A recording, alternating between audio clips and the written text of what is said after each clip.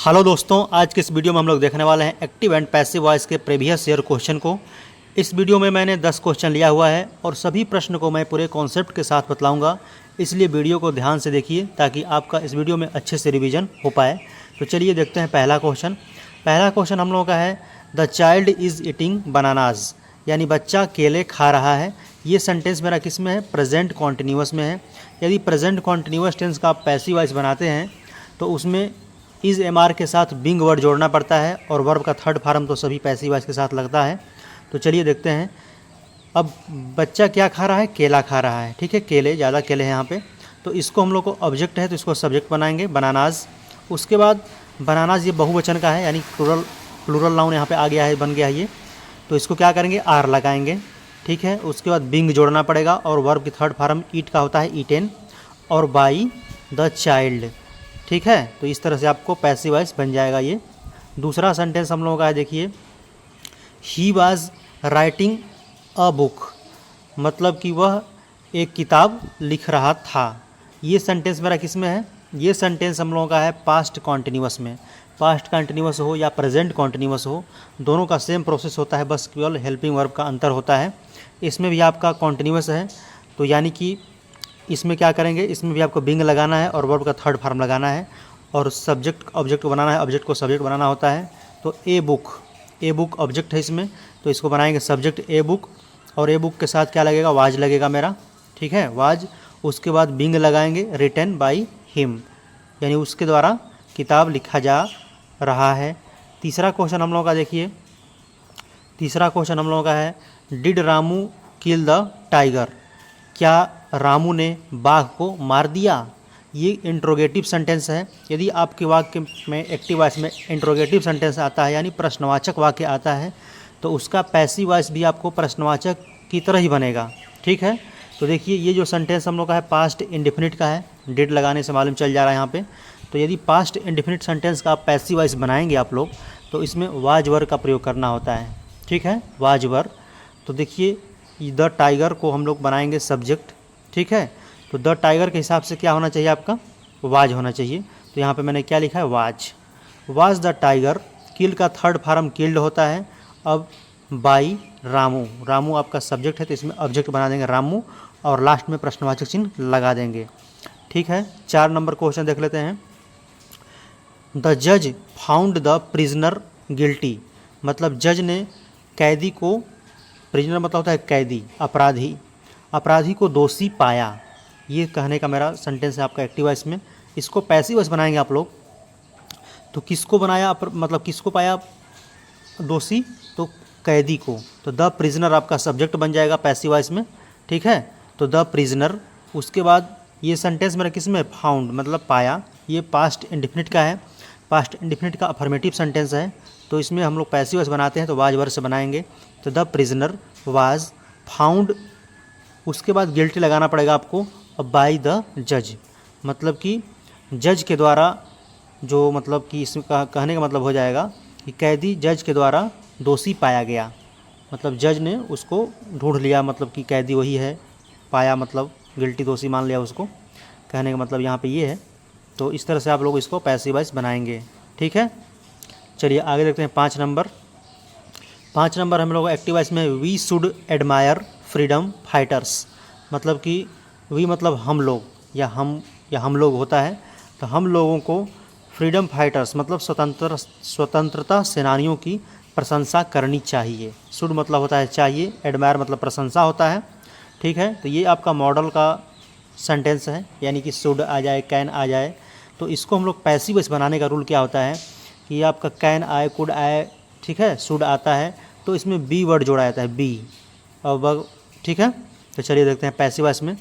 इसका हो जाएगा फ्रीडम फाइटर्स, सब्जेक्ट बन जाएगा पैसिव वॉइस में। उसके बाद शुड रहेगा मेरा, उसके बाद बी लगा देंगे और आपका एडमायर्ड कर देंगे। ये वर्ब का थर्ड फॉर्म इसको करना पड़ेगा आपको। ठीक है, बी एडमायर्ड बाई अस। ठीक है, तो वी का अस हो जाएगा आपका। 6वां क्वेश्चन है समबडी कुक्स मील एवरी डे, यानी कोई न कोई प्रत्येक दिन खाना बनाता है। मील मतलब भोजन होता है, खाना होता है। ठीक है, तो इसको हम लोग पैसिव वॉइस बनाएंगे तो हो जाएगा मील आपका सब्जेक्ट बनेगा, मील इज़ प्रेजेंट इंडेफिनिट का सेंटेंस आपका, क्रिया में यस लगा हुआ है, तो हम लोग बनाएंगे इसको इज एम आर से। तो मील के साथ इज लगता है, ठीक है। तो मील इज़ कुकड एवरी डे। अब यहाँ पे मैंने बाई करके समबडी नहीं लिखा है, ठीक है। तो हम लोग के रूल बताया गया है बुक में, या जो भी है कॉन्सेप्ट इसका क्या होता है कि यदि किसी वाक्य में सब्जेक्ट द्वारा जो कार्य किया करता है जो कोई भी, मतलब उसका महत्व तो नहीं रहता है, मतलब ज़्यादा उस पर प्रभाव नहीं दिया रहता है, जोर नहीं दिया जाता है, तो उस वाक्य में सब्जेक्ट को लिखने की ज़रूरत नहीं होता है। तो इस वाक्य में ज़्यादा किस पे जोर दिया गया है? खाना बनाने पे जोर दिया गया है, ठीक है। इस पे जोर नहीं दिया गया है, मतलब इस पर, तो इसको लिखने की ज़रूरत यहाँ पे नहीं है। तो ऐसे मतलब 2-4 वर्ड है, इसको याद कर लीजिए। Somebody, someone, everyone, everybody. यदि आपके वाक्य में एक्टिव वॉइस में आता है तो इसको पैसिव वॉइस बनाते वक्त आपको बाय लगा करके आगे लिखने की ज़रूरत नहीं है, मतलब इसको नहीं लिखा जाता है लास्ट में, ठीक है। चलिए आगे देखते हैं 7 नंबर क्वेश्चन। 7 नंबर क्वेश्चन है people always admire the freedom fighters, यानी कि लोग, पीपल मतलब होता है लोग, स्वतंत्रता सेनानियों की हमेशा प्रशंसा करते हैं, ठीक है। ये जो हम लोग का सेंटेंस किस में है? प्रेजेंट इंडेफिनिट में है आपका, है ऑलवेज भी आया है, ठीक है। तो ये हम लोग बनाएंगे इज एम आर से। तो इसको बनाएंगे द फ्रीडम फाइटर्स, इसका हो जाएगा सब्जेक्ट। द फ्रीडम फाइटर्स ये मेरे का प्लूरल सब्जेक्ट बन गया यहाँ पे, तो इसके साथ आर लगेगा। उसके बाद always, always admired third form हो गया बाय पीपल, ठीक है। तो चलिए 8 नंबर देख लेते हैं। 8 नंबर क्वेश्चन है please put the book on the table, मतलब कृपया पुस्तक को टेबल पर रख दो, टेबल के ऊपर रख दो। तो ये देखिए हम लोग को बताए थे कि प्लीज़ वर्ड आता है आपको इम्पेरेटिव सेंटेंस के अंतर्गत आता है ये सब वर्ड। तो इसको हम लोग बनाएंगे पैसिव वॉइस में। तो इसको बनाते हैं प्लीज़, आपका रिक्वेस्ट का भाव होता है, तो यू आर रिक्वेस्टेड टू, ये वर्ड को जोड़ना होता है आप लोगों को हमेशा। उसके बाद put the book on the table, इसको आप लोग जस्ट जो कहते हो उतार देंगे, आपका हो जाएगा पैसिव वॉइस। बस आपको ये वर्ड याद रखना है, you are requested to, request की बात रहेगा तो। 9 number doctor Ranjana teaches us science. देखिए डॉक्टर रंजना पढ़ाती हैं, सिखाती हैं हमें विज्ञान। तो देखिए इसमें 2 ऑब्जेक्ट है, अस भी है और साइंस भी है। तो मैंने इसको साइंस को पहले ऑब्जेक्ट माना यहाँ पे, ठीक है।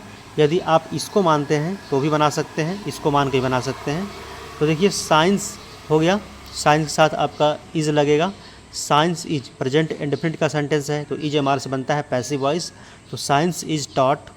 उसके बाद देखिए टू लगाएंगे, to us by doctor Ranjana, ठीक है।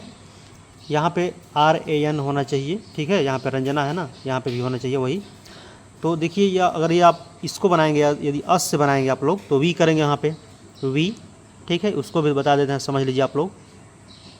वी करने के बाद आर लगाएंगे, वी आर टॉट।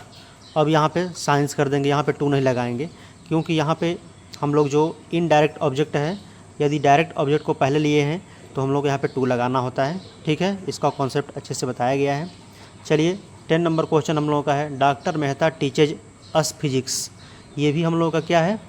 ये भी हम लोगों का सेंटेंस है, इसमें 2 ऑब्जेक्ट है, अस भी है, सब्जेक्ट ऑब्जेक्ट है सॉरी, मतलब कि डॉक्टर मेहता हैं, हम लोगों को क्या करते हैं? फिजिक्स पढ़ाते हैं, भौतिक पढ़ाते हैं। तो इसको हम लोग बनाएंगे पैसिव वॉइस में। तो इसमें भी मैंने यही लिया हुआ है फिजिक्स। फिजिक्स वर्ड आपका सिंगुलर सब्जेक्ट है, ठीक है, सिंगुलर।